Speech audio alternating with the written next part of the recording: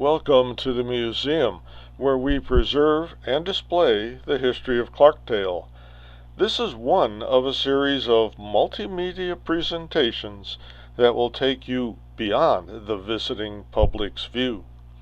When you have left this presentation, please visit our website to learn more.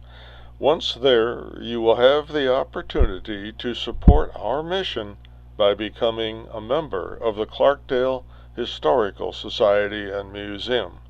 Please enjoy this presentation.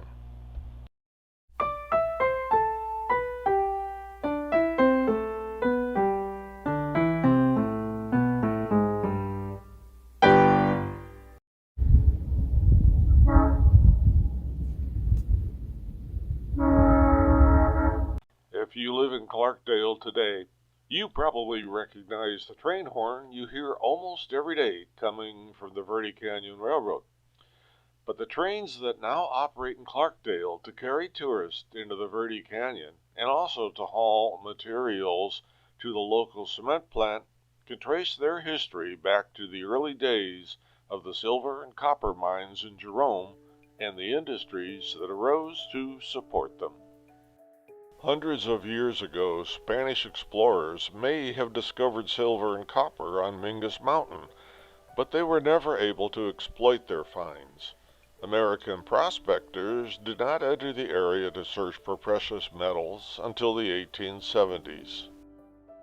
When the early miners tunneled into the mountainside to extract silver and copper, the only way they had of making money was to transport their precious metals to buyers in the big cities far away from the Verde Valley. Pack mules and mule teams, such as the one pictured here, were needed to transport the heavy loads, but there were few roads out of the mountains and the transport was slow and costly. William A. Clark, the founder of Clarkdale, began the process of buying the United Verde mine in Jerome in 1888. Once he was convinced of the value of the mine, he used his wealth, built up from mining operations in Montana, to invest in the construction of a smelter and a railroad line to transport the copper from Jerome to the nearest major railroad. The new railroad was named the United Verde and Pacific Railroad, and it was completed in 1895. The United Verde and Pacific Railroad traveled over rugged Mingus Mountain, down the western slope and into Jerome Junction, located in what is now Chino Valley. From Jerome Junction, the copper could be shipped north to Ash Fork, located on the Atlantic and Pacific Railroad, then as now the major east-west rail line that connected Arizona with the rest of the country.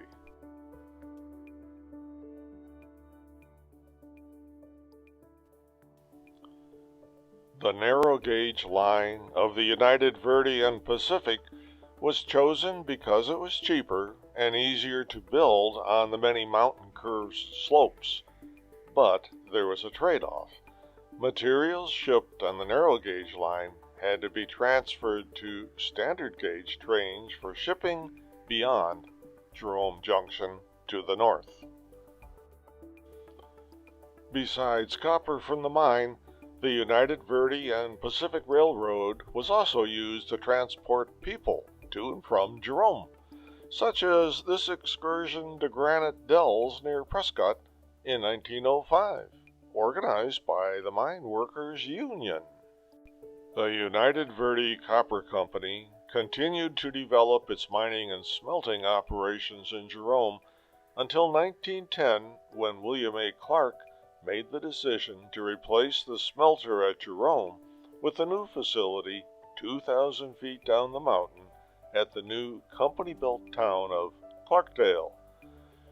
To connect the mine with the new smelter at Clarkdale, a completely new railroad, the Verde Tunnel and Smelter, would replace the United Verde and Pacific, and it would go down the Verde side of Mingus Mountain.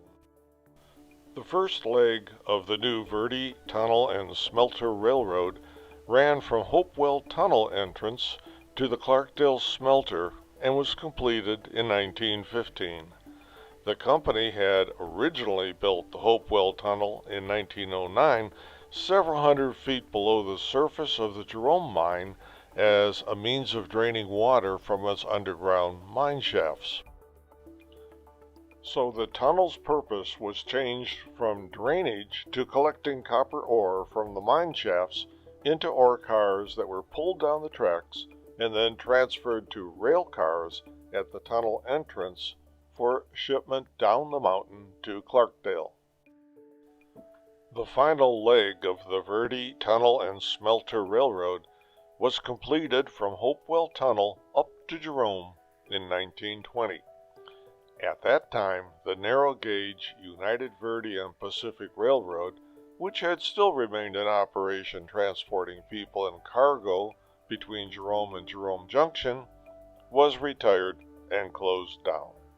The challenge of building and operating the Verde Tunnel and Smelter Railroad was that it had to travel almost 2,000 feet in elevation from Clarkdale up to Jerome. Heavy ore-laden trains could not be expected to move up and down the mountain on such a steep grade, so many curves had to be built over and around the contours of the mountain to gradually take the track to the top. Trains can't negotiate hairpin turns like cars on a highway, so all the railroad switchbacks had to be built with wide, circular curves. This rail line had so many curves that it took 11 miles of track to cover the 4-mile distance between Clarkdale and Jerome.